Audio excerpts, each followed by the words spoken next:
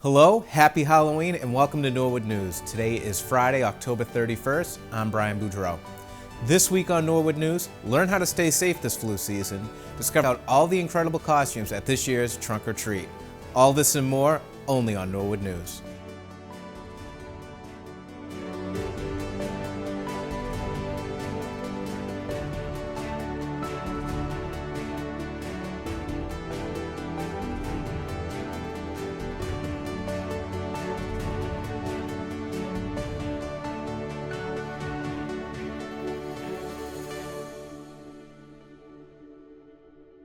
Before we begin, NCM has been participating in the Morrill Memorial Library's 2025 Halloween Hunt, and we want to reveal the clues to you now. Over the past 4 Norwood News episodes, and within the first 10 minutes of each of those episodes, we have snuck in the following images. The first week had a ghost floating around host Krista McDonald. The second week was a pumpkin tucked behind our play button. The third week featured a black cat in the bottom left at the end of our school and sports channel promo, and last week we had a skeleton in the top left corner. We at Norwood Community Media want to thank the Morrill Memorial Library for including us in this year's hunt, and thank you to everyone who's participated. And speaking of spooky, Norwood Recreation's Trunk or Treat was another success. NCM has had our own trunk for the past few years, and there's nothing like capturing this amazing day and getting some candy at the same time.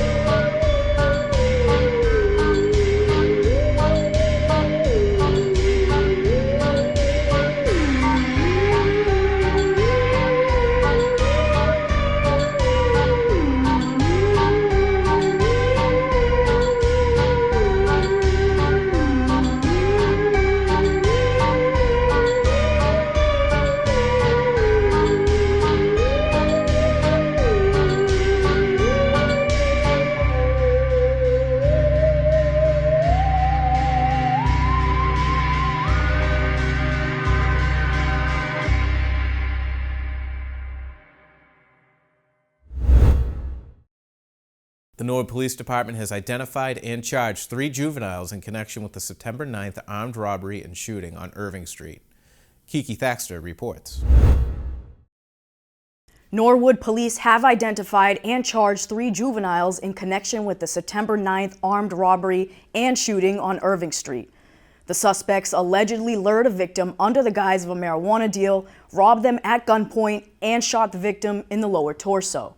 A search warrant executed in Norwest Woods uncovered additional evidence linking the suspects to the crime. 2 of the juveniles are in custody while police are still searching for the third.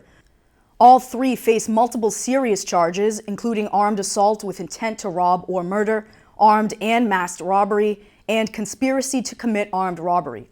One suspect also faces firearm-related charges, and another is charged with witness intimidation. Police confirmed the crime was targeted, not random, and stated there is no ongoing threat to the public. The investigation remains active, and authorities urge anyone with information to contact Detective Sinclair. Coming up next, Shannon Brent has the latest in school news, and Ron Marshalsea updates us on some Mustang tourney teams. Hello everybody, I'm Ernie Patchakowski from Ernie's Jukebox, here to tell you what's happening in the Norwood music scene this week. Our feature album this week is Iron Butterflies, Inagata Davida. Now I want everybody to go home and check their record collection. I guarantee you got a copy of this. It was a huge selling album, one of the first metal bands that was out there. So this is what's happening this week in the Norwood music scene. Saturday night, November 8th, at the Magic Room, it's Heartbreaker, the music of Led Zeppelin. Only 2-time winner of Limelight Magazine's Tribute Band of the Year, this should be a great show. At the Norwood Theater from Saturday, November 8th through the 16th presents Ghost, the musical. Adapted from the Academy Award-winning movie, enjoy live theater and great music. So that's what's happening this week in the Norwood music scene. As always, check out some of the restaurants and pubs around town to see if they got music going on. A lot of them do. As always, stay local, get out and enjoy some great live music. Be there or be square. With colder weather on the way, it's important to protect yourself and others from seasonal illnesses. Public health nurse Diana Hillary reminds everyone that getting your flu shot is one of the best ways to stay healthy and safe this season. Hi everyone, I am Diana Hillary, the public health nurse for the town of Norwood. As the flu season approaches, it's essential to prioritize your health and the well-being of those around you. Here's why getting your flu shot matters. The flu shot offers important protection for you. The flu can be a serious illness. Every year, thousands of people end up hospitalized or experience severe complications. After you get vaccinated, it takes about 2 weeks for your body to develop antibodies that help guard against the flu. By getting the vaccine, you significantly lower your chances of infection and help maintain your health. The flu vaccine also protects those around you. Not everyone is able to receive the flu shot, particularly individuals with certain medical conditions or allergies. When you get vaccinated, you help build a protective barrier of immunity in our community, shielding the most vulnerable members among us. Additionally, the flu vaccine eases the strain on healthcare systems. During the flu season, hospitals can quickly become overwhelmed with patients. When a larger number of people are vaccinated, it helps lighten the load on healthcare facilities, allowing them to direct their attention to those who need it the most. Lastly, the flu vaccine helps you keep your daily life on track. The flu can sideline you for days, affecting your work, school, and everyday activities. By getting vaccinated, you can steer clear of the flu and stay on top of your responsibilities. The flu vaccine is both safe and effective. Earlier in the month, we held flu clinics in my office and throughout the town. But right now, if you are 65 and older, you can get a flu shot right here at Town Hall in my office. Please call me at 781-384-9195 to set up an appointment. Alternatively, you can also get the vaccine at one of the local pharmacies in the area. Remember, the best time to get vaccinated is before the flu season reaches its peak. So within the next couple weeks, as the window for peak season opens, roll up your sleeves and take the simple step toward better health. Together, we can make a difference in our community. Get your flu shot today. Stay healthy, stay safe. Now we're going to send it over to Shannon Brent for the latest in school news. I'm Shannon Brent. I'm a junior at Norwood High School, and let's check out what's happening in our Norwood schools.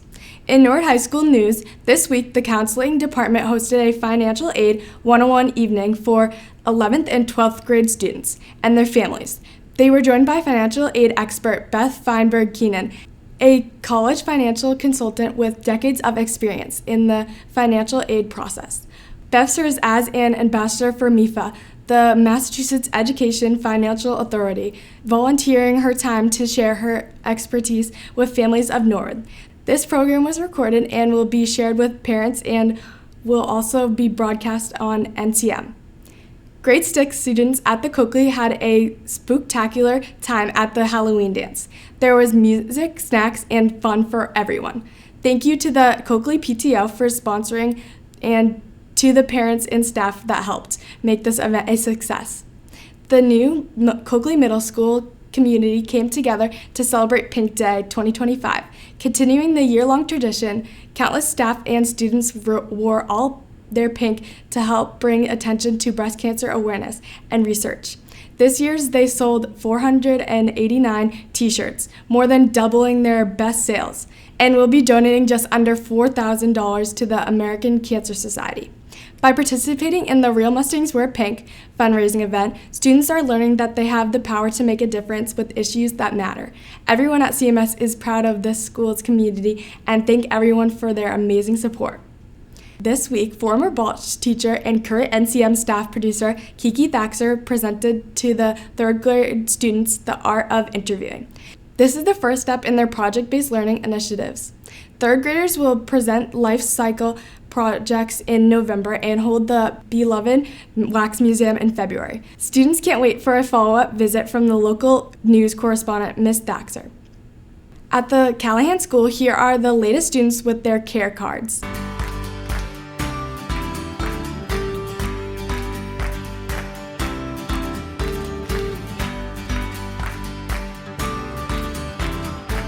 For the next month at the Cleveland School, students will be focusing on responsibility as a character strong trait.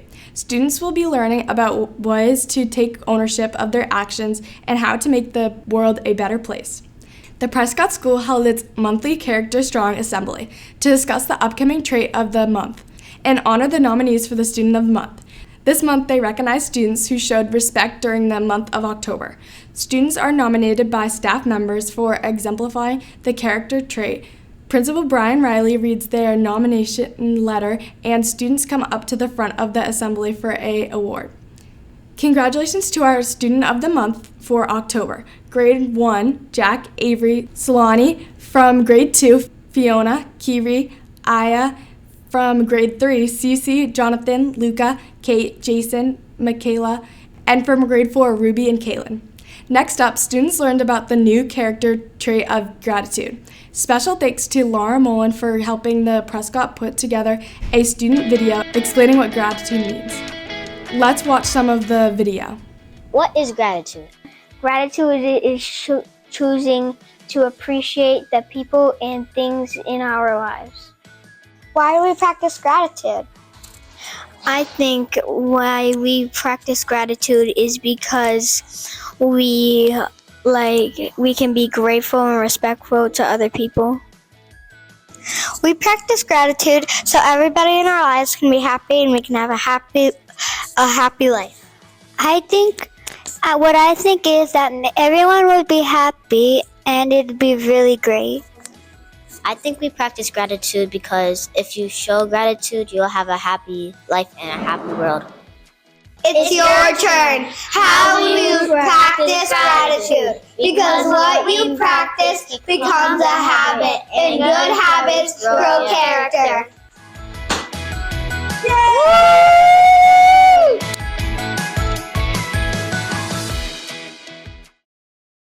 Great job, Prescott kids. Stay tuned next month to see who the Student of the Month will be for November.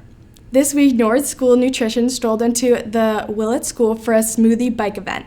In the spirit of the spooky season, students had the opportunity to sample a pumpkin smoothie. The smoothie consisted of pumpkin puree, vanilla yogurt, and a blend of spices. All the students were in awe of the smoothie bike and how it was able to use pedal power to blend the smoothie. Some students volunteered to ride the bike to help school nutrition blend more smoothies for their friends.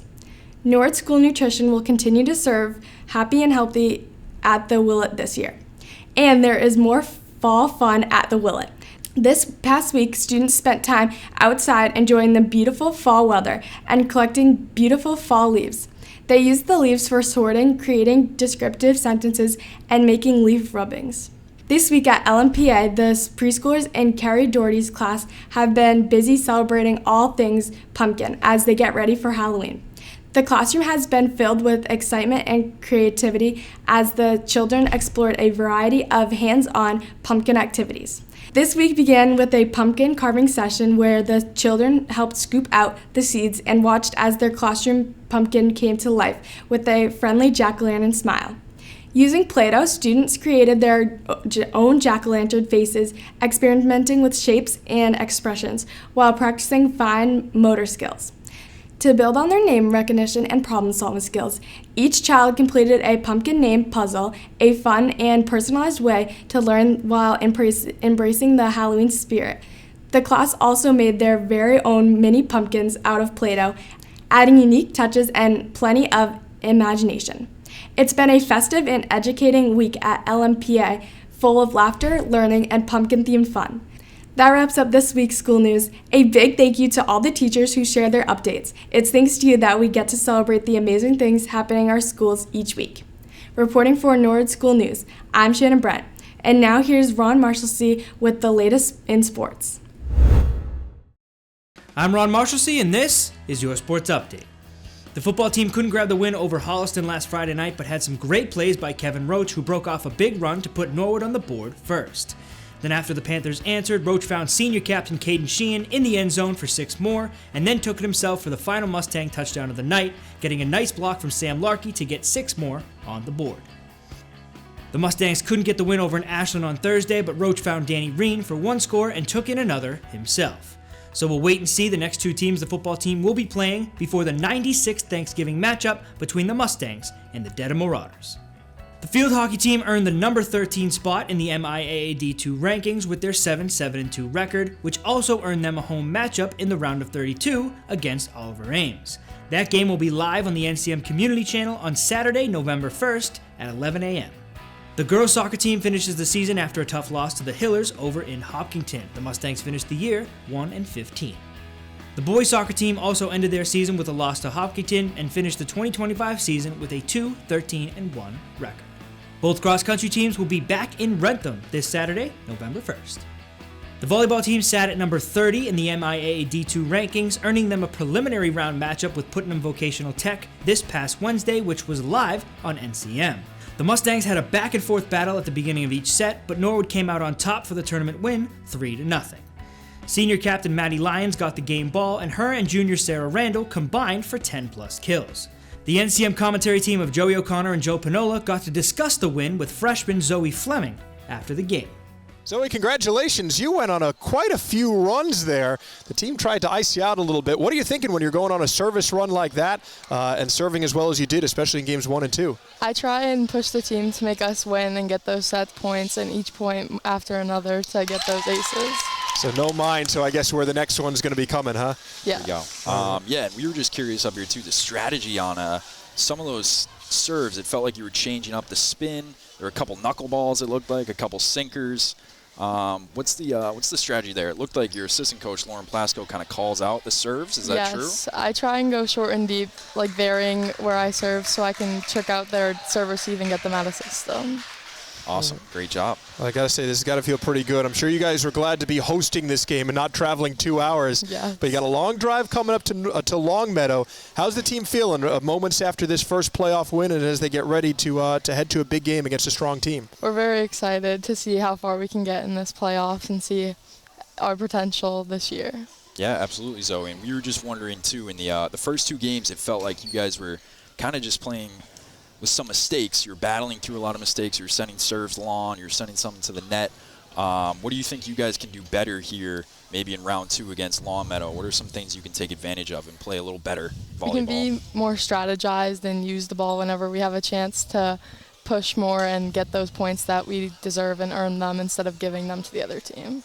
All right. Well, either way, you guys took care of business tonight. An impressive performance once you got rolling, especially for you out on the court there. Congratulations. Go enjoy it with your team, Zoe.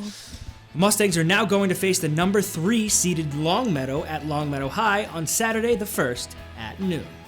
And the Unified basketball team faced and got the win over rival Dedham on Wednesday. Isaiah Lesperance was on fire from beyond the arc, hitting 3 threes, and Patrick Doherty and Aiden Duplessis were absolute forces on both ends of the court. The Unified basketball team's senior game will be in the NHS gym on Monday the 3rd at 3:45. And that is all I have for this sports update.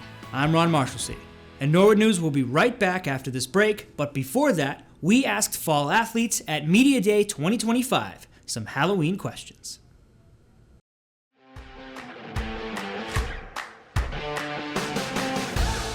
Probably Mal from Descendants. I used to watch all their movies, so I went with a wig and all that. It was really funny. I was a zombie cheerleader one year, and I went like all out. Like I had the makeup, like I had the costume, and it had like cuts in it, and I had like the pigtails. It was great. Probably like Minnie Mouse or something. My favorite Halloween costume would definitely just have to be a ghost. I would wear a white shirt, white blanket cloth, cut out 2 eyeballs, and call it a day. Probably a bumblebee when I was little. I had a lot of good ones when I was growing up, but I'd probably say like, you know, those like full color ones where it's just a one-piece suit. It's like you can be like neon green, neon blue, neon orange, any of those things, or like the Scream guy. That guy, I was him once. That was my favorite one, probably the Scream guy. My favorite Halloween costume growing up was the Headless Horseman. Tinkerbell. My favorite all-time Halloween costume I've ever worn was Darth Vader. My favorite Halloween costume, I was a s'more with one of my friends. My favorite Halloween costume growing up was Elsa. My favorite all-time Halloween costume is Luke Skywalker.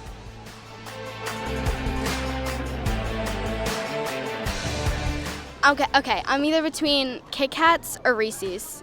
It depends on the day. Those are my 2, yeah. My favorite Halloween candy is Hershey's chocolate. Kit Kats. Favorite Halloween candy? Feastables by Mr. Beast. My favorite Halloween candy is a Kit Kat. Reese's Cups are up there. They've been my favorite for a long time. But Halloween, I gotta go with Skittles or something sweet like Skittles, like Jolly Ranchers, like anything like that. Those are probably my go-to for Halloween candy. But Reese's Cups is the best. That takes the cake. My favorite thing to get is Kit Kats, but my favorite like candy, though I don't really get it on Halloween because like no one usually has it, is Jolly Rancher gummies. But no one gets those.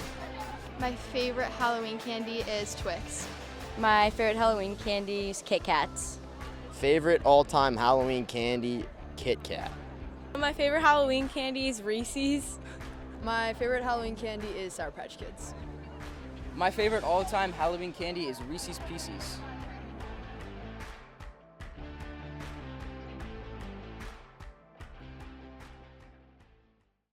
What is Community Access Television? Community Access Television programs are produced by Norwood residents who may or may not have professional experience. Part of Norwood Community Media's mission is to provide residents the opportunity to create programs using a professional studio and equipment. Norwood Community Media provides the studio, equipment, and technical support, but has no input in the content of the program. The opinions and views expressed on community access programs are strictly those of the program's producers and participants. To learn more about community access, please reach out to Norwood Community Media.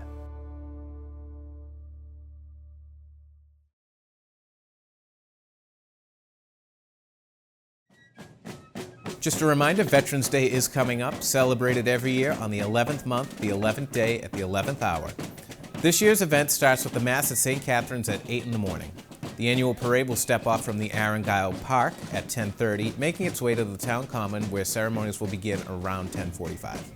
There will be a moment of silence at 11 a.m. to honor fallen veterans. And if you can't make it in person, NCM will be broadcasting the ceremonies live from the Town Common on the NCM Community Channel.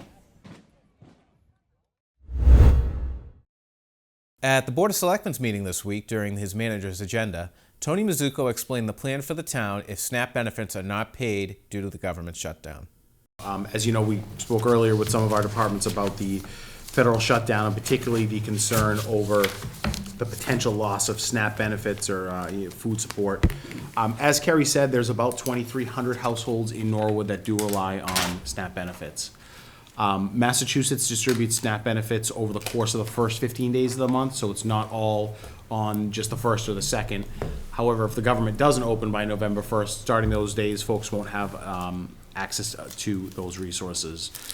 So we had an internal meeting today, some volunteers, some of my key staff will get involved in it. We're looking at what we can do, working with the schools and the housing authority to try to be prepared for the pending issue that this would cause if the government does shut down. What we think we're going to be able to do is something similar to some of the actions we did during the pandemic. We're going to coordinate some donations between the schools and the senior center and the police department. We're going to look at possibly doing a family meal take-home program similar to something we did during the pandemic. The prices have changed, so we're going to have to work that out a little bit. We might look at a limited Staples drive for families and children. We're breaking really groups up into veterans. The veterans agent has plenty of resources available. Veterans would contact the veterans agent. For families with children, we'd be looking at a program probably based out of the Balch where we would provide sort of a meal in a bag as well as some staples, as well as the ability to have some donations. The PTOs are already working on getting gift card donations. And for seniors at the senior center, Kerry is arranging for either grant funding to add to her meal program. We heard about it earlier, where she might be able to get an additional meal out for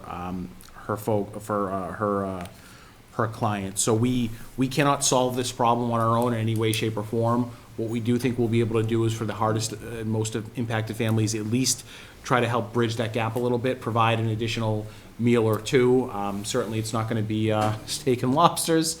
We would be just providing, again, similar, probably you're thinking macaroni and cheese and then some rice and beans. We have to work on arranging some volunteers and arranging some donations. We'll be reaching out to some businesses in the community that are historically have been generous, because that meal in a bag program we can do through food services does come at a cost, so we do need to get a few donations for that. Worst case scenario, we know that these families will use the aid anyway. We kind of have a November 4th or 5th go date by which we got to order food and be prepared and get volunteers ready. So if the government hasn't opened probably by the 3rd or 4th, we're going to say go and then do it in weekly increments, at least for a couple of weeks. Hopefully, if it gets resolved by Thanksgiving, things will get retroactive, but we'll at least be able to help where we can in the interim, because we do have a concern that it's a significant number of households. It's not that it's about the economy, but roughly 20% of a grocery store's revenue is in SNAP benefits. So the first few weeks, if we don't have folks purchasing, you're going to see some dip in the grocery store's revenue, which, look, they're businesses in town and they employ people. So we're rallying, getting together to provide some support where we can, similar to past crises. But as the board knows, we don't really have an appropriation for this. So we provide support and we provide coordination and we have facilities, but we don't have money to go out and just buy. Not that we would ever be able to appropriate any amount of money for something like that, but we're going to do what we can do to try to just help get through in the short term, and then hopefully the federal government will reopen and continue their responsibilities. The board also shared their concerns about the potential of a possible food crisis in Norwood. The selectmen will meet again on November 18th. To watch the selectmen's meeting or any other government meeting you may have missed, head to the on-demand feature at norwoodcommunitymedia.org. The annual Fantasy Footsteps guided tour took place at Norwood High School last weekend. Young actors and actresses from around town dressed up to bring classic fairy tale stories to life. NCM producer and former Fantasy Footsteps actor himself, Tim Rose, joined the tours to capture the magic on camera, highlighting the creativity and enthusiasm that makes this community tradition so special. Halloween season is in full swing here in Norwood, and while there are plenty of scares to be found around town, the Norwood High School recently hosted an experience of the more magical variety.